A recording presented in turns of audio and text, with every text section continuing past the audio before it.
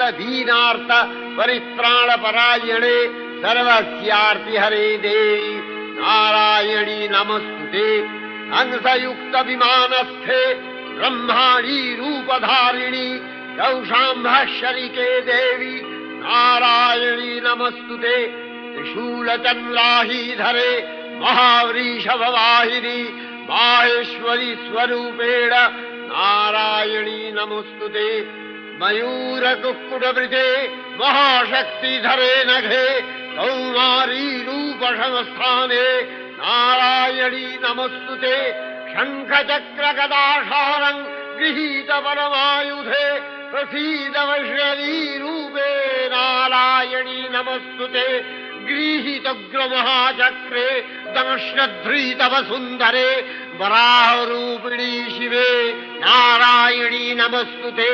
नृसिंहरूपिण